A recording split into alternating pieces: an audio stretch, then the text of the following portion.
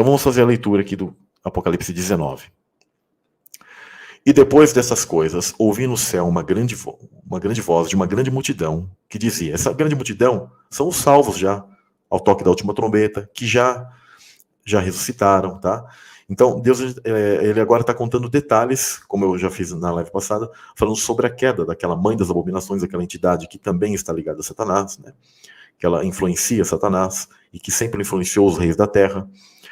E a queda da sua cidade literal, que era uma tecnologia, uma cidade que vive no mundo também espiritual e que vai cair, literalmente. Assim como a Nova Jerusalém voadora, existe a Babilônia voadora. Como eu já coloquei várias coisas que talvez pode parecer estranho, né? E as cidades aqui se prostituíram com esse sistema também e tal, se prostituíram tanto literalmente de relações sexuais mesmo, relações com demônios, etc., como de várias maneiras, com suas idolatrias, até porque as idolatrias do mundo antigo sempre foram um tipo de orgia literal, cultos de fertilidade, nascimento de seres malignos, literais. A idolatria sempre foi conectada a isso, tá?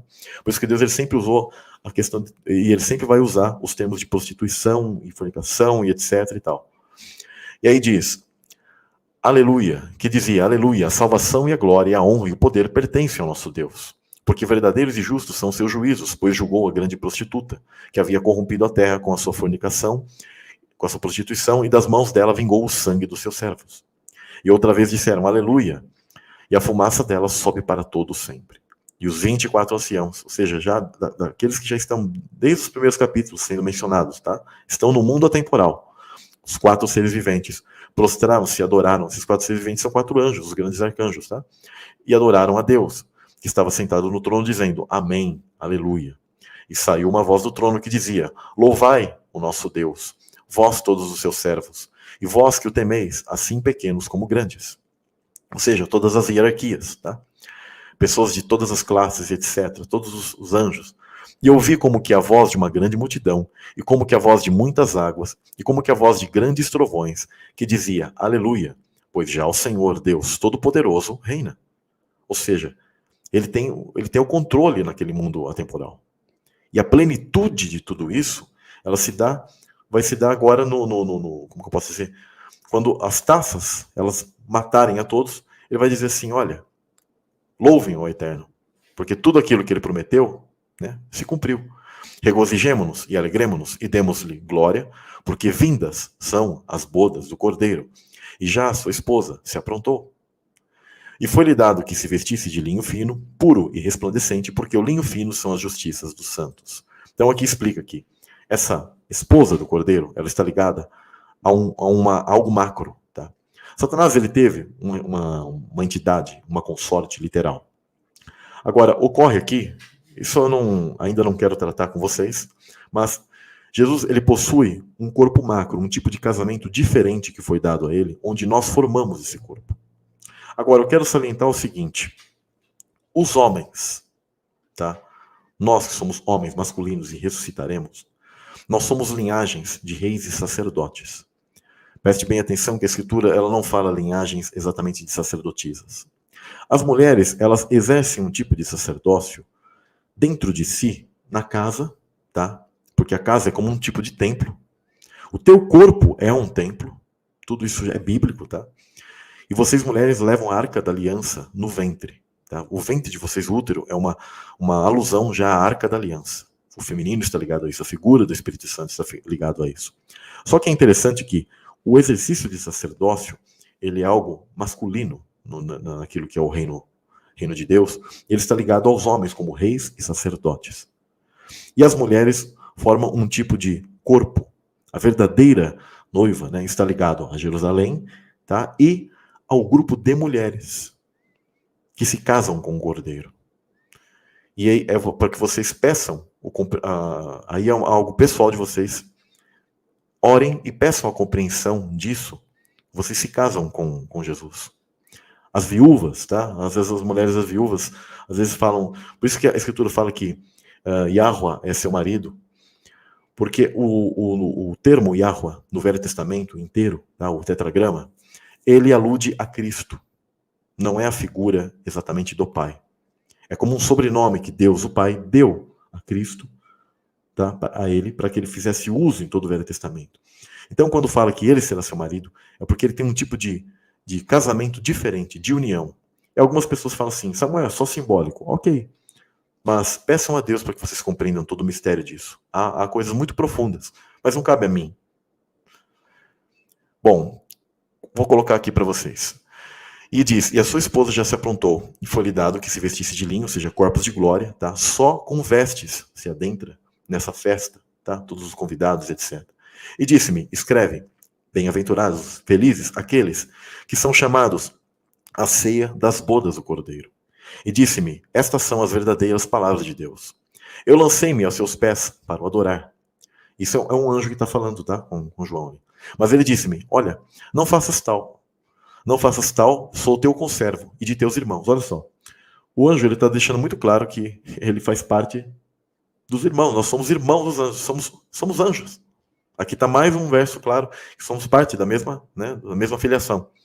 Que tem o testemunho de Jesus. Adore a Deus, porque o testemunho de Jesus é o espírito da profecia. E viu o céu aberto e eis um cavalo branco. Aqui agora ele começa a ver a figura do Messias.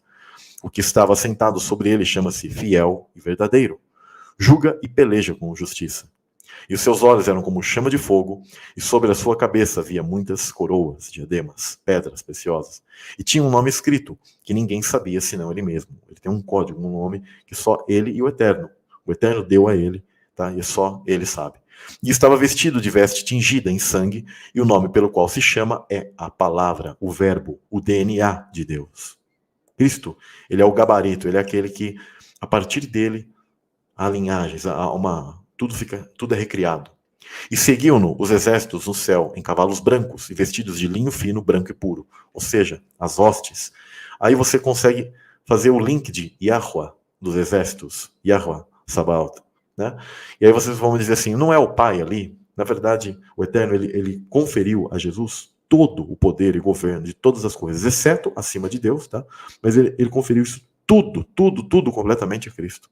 Então, Cristo é quem sempre tratou com os judeus, com os hebreus no deserto. Sempre ele tratou com eles em todo o Velho Testamento. Mal sabem eles que muitos deles negam, né, a Cristo como Messias, que o Yod-Heh Vav-Heh é a figura de Cristo ali que sempre esteve com eles e cuidando deles. Só que eles acabaram negando, né, ao Messias e não compreendendo a revelação, quem era ele, tá? Pela dureza deles. Provavelmente, por quê? A questão da pré-existência significa que eles estiveram muito ligados com a figura do Messias, ao governo dele, e fizeram uma oposição ferrenha a isso. Então, quando eles vêm aqui, vêm completamente ao contrário, e por isso que sempre fizeram essa oposição. Tá? Por isso que fizeram parte de um tipo de geração, onde era tudo daquela forma mais, como que eu posso dizer, toda olho por olho, dente por dente, toda bem severa, bem rígida e etc. Tá? E diz, e viu um anjo que estava no sol, e clamou com grande voz, dizendo a todas as aves que voavam pelo meio do céu, vinde e ajuntai-vos à ceia do grande Deus, para que comais a carne dos reis, e a carne dos tribunos, e a carne dos fortes, e a carne dos cavalos, e dos que sobre eles se assentam, e a carne de todos os homens, livres e servos, pequenos e grandes. Ou seja, isso aqui existe um símbolo, tá? De que quando esses seres morrerem, tá?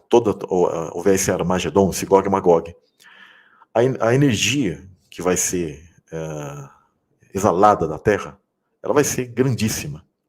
E nada daquilo que ocorre, Deus ele desperdiça. Tá? Essa energia ela vai retornar para nós.